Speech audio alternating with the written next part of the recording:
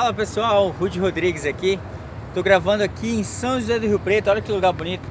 Essa represa aqui é a represa do Rio Preto aqui em São José do Rio Preto, né? Por isso o nome da cidade. E aí eu tô gravando com vocês, para vocês aqui. A gente vai falar hoje sobre metáforas. E aí eu tô aqui com a minha amada esposa, visitando a família dela, visitando a avó dela, e os meus filhos estão conhecendo os bisavós. E aí bem na hora que eu decido gravar, lá no fundo, lá, acho que não dá pra ver não, deixa eu até virar um pouquinho, peraí. Ó, lá no fundo lá, tem uma ferrovia, e aí tá passando o trem bem na hora que eu decido gravar. Mas tudo bem. Vamos lá, deixa eu gravar um pouco, deixa eu virar um pouco pra cá. E aí assim, pessoal, eu tô aqui gravando pra vocês sobre a aula que eu dei semana passada pra minha turma de hipnose clínica. E aí, hoje eu vou destrinchar um pouquinho mais sobre metáforas, tá? A gente vai reforçar a ideia de como se criam metáforas, como eu crio metáforas, como eu aprendi. E aí eu utilizo muito o modelo do Milton Erickson e o modelo de Jesus Cristo. Jesus Cristo era um mestre das metáforas, né? Parábolas e parábolas, e metáforas e metáforas. E Erickson também trabalhava muito essa questão conversacional, que trabalhava a hipnose conversacional. Ó o trem! Trabalhava a hipnose conversacional na criação de metáforas. Então vamos lá, ó. Primeiro, eu vou dar algumas dicas para vocês lerem de algumas coisas que ajudam vocês a criarem metáforas poderosas. Por exemplo, ler a Bíblia, os Evangelhos, o Evangelho de Marcos, Lucas, João e Mateus, ajudam muito a você a ter uma noção de criação de metáforas, principalmente as parábolas de Jesus. Por quê? Porque as metáforas de Jesus, elas sempre tinham uma ideia de mudança de mente, de metanoia, de transformação, de uma atitude que deveria ser deixada para uma atitude que deveria ser acolhida, né? E quando a gente vai trabalhar com metáforas hipnóticas, metáforas de tratamento para clínica, né? De hipnoterapia, de coaching, de PNL, de programação neurolinguística, de hipnose conversacional, de hipnose ericksoniana, você tem sempre isso em mente. Você pegar a pessoa de um estado atual e levar ela para um estado desejado. Você vai identificar o estado atual dela na metáfora e você vai levar ela para um estado desejado. Então, todas as metáforas de Jesus tinham essa ideia, mesmo as que falavam sobre o futuro, né? Mesmo as que levavam a pessoa a pensar sobre o futuro.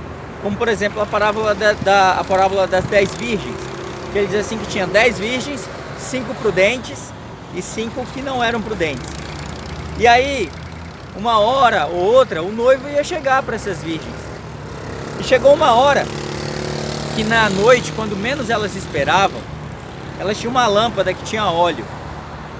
Algumas virgens colocaram de novo o óleo, renovaram o óleo das suas lâmpadas, e outras não, elas eram nércias. E aí quando meia-noite o noivo bateu na porta, ele só ia levar as virgens que tinham óleo. E aí 5 delas tinham óleo, 5 não. Na hora que ouviram falar assim, lá vem o noivo, as virgens que não tinham óleo, porque já era meia-noite, ficaram desesperadas e disseram: me empresta um pouco do seu óleo, porque aí quando o noivo chegar, todas nós teremos óleo. E as prudentes disseram: não, vocês não foram atrás de óleo quando necessitavam, e agora a gente não vai entregar o nosso óleo para vocês, porque senão todo mundo vai ficar sem óleo e ninguém vai com noivo nenhum. Então essa parábola, ela quer dizer pra gente se preparar para as coisas, vigiar no que a gente está fazendo, naquilo que a gente está falando. Nessa parábola de Jesus, essas parábolas de Jesus, elas eram muito mais abertas, elas nos levavam a ter pensamentos claros e abertos e individuais.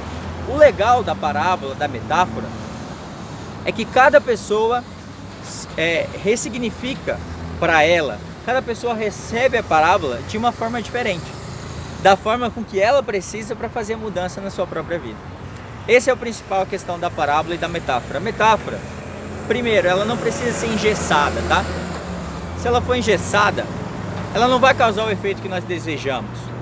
O terapeuta que vai fazer a metáfora, que vai fazer a parábola, ele não quer fazer sempre a mesma parábola, a mesma metáfora para todas as pessoas que ele tratar. Ele tem um modelo, um escopo, mas ele vai adaptando de acordo com aquilo que ele já pegou na anamnese, na análise prévia desse paciente, desse cliente dele, né? Melhor assim dizendo, e vai trabalhar aquele escopo de acordo com a história de vida dessa pessoa, tá? Então assim, ler as parábolas de Jesus, as metáforas de Jesus, é um bom aprendizado. Outra coisa é você ler sobre a jornada do herói. A jornada do herói, ela é fundamentada em pensamento do Carl Jung, é fundamentada na psicanálise de Freud, tá? Você vai ver ali os arquétipos. Se você ler sobre arquétipos também, você vai ter uma qualidade melhor nas suas metáforas.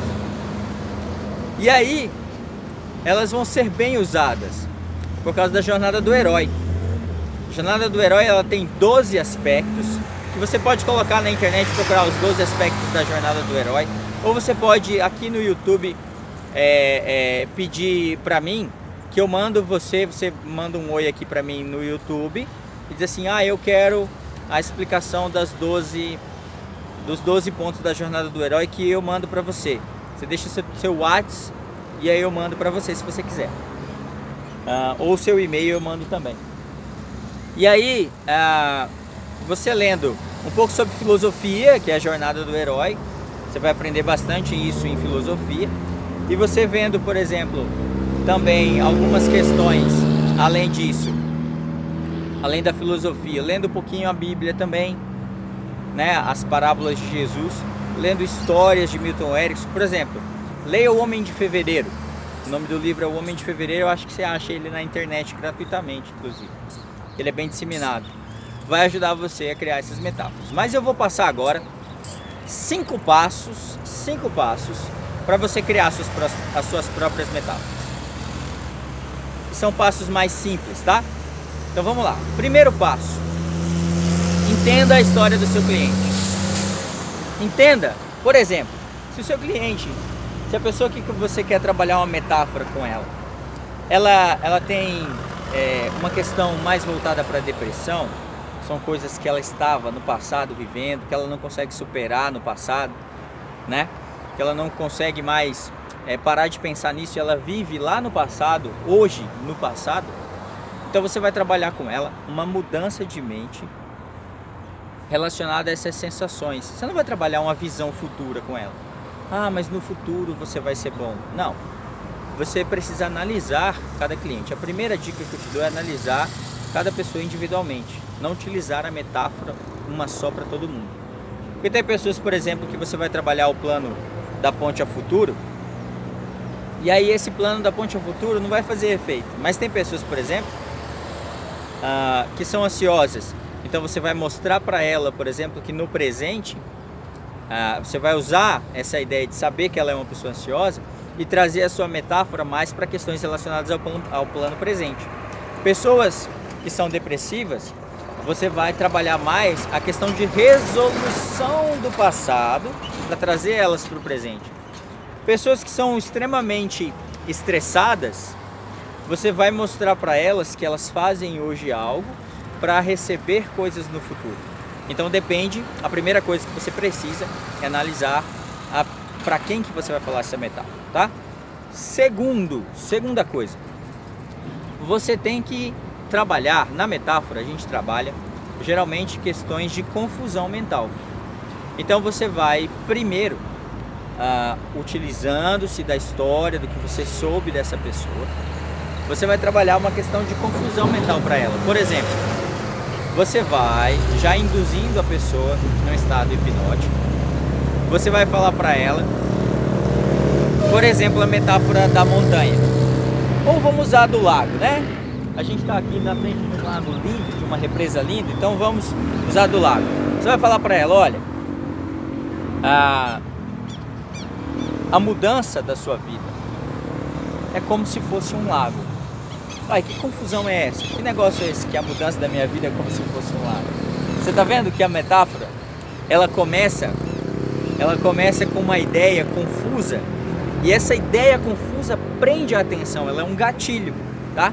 A mudança da minha vida é como se fosse um lago? Como assim? Entendeu? Geralmente você trabalha com uma confusão mental. Então, é como isso que você está passando na sua vida, essa dor que você está passando na sua vida, é como se fosse um lago. Se você vai falar com a montanha, é como se fosse, tá vendo lá atrás? Tem um morro que sobe, tá vendo? Então é como se fosse um morro que você precisa subir. Essa dor que você está vivendo é como se fosse uma montanha. Você entende? Você vai fazer a pessoa pensar num monte de coisas ao mesmo tempo. E ela não vai entender exatamente. Por quê? Porque você vai dar sentido para ela. Você quer confundi-la no início, para depois dar o sentido que você quer dar para a situação. Isso é mudança. Por quê? Porque se a pessoa geralmente, que ela está sofrendo de ansiedade, de estresse, de depressão, ela pensa continuamente de um só jeito. Ela tem um mindset fixo. E você quer causar a mudança, você quer iniciar essa mudança, né? E para que você faça isso, para que você dê o insight de mudança, a mudança de mente, né? A ressignificação, o pessoal gosta muito de usar essa palavra ressignificação, você vai primeiro ter que mudar as crenças, os valores dessa pessoa, e isso passa por você trabalhar um processo de confusão mental, tá bom? Terceiro passo, você tem que dificultar, como na jornada do herói, sempre o herói vai passar por momentos de muita dificuldade, de entender o contexto, de entender onde ele está. E cada vez que você vai se aproximando do lago, você sabe que você precisa atravessá-lo de uma só vez. Você sabe que é do outro lado que você vai encontrar o seu verdadeiro milagre. Você sabe que é do outro lado que você vai encontrar a mudança que você tanto esperou. Você sabe que é do outro lado que a sua vida, ela já vai encontrar um novo sentido. É do outro lado que essa dor, que essa mágoa, ela encontra pouso e ela para de doer dentro do seu peito. Mas para isso, você precisa atravessar o lago. E esse lago, ele é muito difícil de ser atravessado, porque você não pode atravessá-lo somente a nado. Ele é muito longe, ele é muito distante. E não dá para atravessar só a nado. Você precisa de uma coisa especial. Mas você sabe que, como é do outro lado, você agora não vai desistir. Porque você não pode voltar para trás. É nesse momento que você está no dilema, que você decide agora, que você vai seguir. E quando você seguir nesse lago, e você entrar nele, nunca mais a sua vida será a mesma. Porque o tempo terá passado e nunca mais a sua vida será a mesma. Você começa descendo. E você desce. E as águas começam a bater nos seus pés, bater nos seus joelhos. E você vai notando que cada vez que você desce, você vai relaxando cada vez mais, você vai sentindo cada vez melhor. E você vai unindo elementos de relaxamento com a sua metáfora. Você vai levando a pessoa. Como numa indução, é uma indução metafórica. E aí você pode inserir elementos dramáticos. Essa é a quarta dica. Elementos dramáticos. Em algum momento você nota que não dá mais para atravessar o lago andando, você tem que ir nadando e você afunda. E você começa a afundar, e no momento que você começa a afundar, o lago começa a submergir sobre você. Mas você vê que isso é necessário. Que é um desprendimento da vida que você está agora. A vida que você está agora precisa ser submergida nesse lago e ele precisa lavar você por completo. E quando você se permitir submergir de uma vez só, lá no final, lá no fundo, você enxerga uma luz. E você precisa nadar com todas as suas forças em direção a essa luz.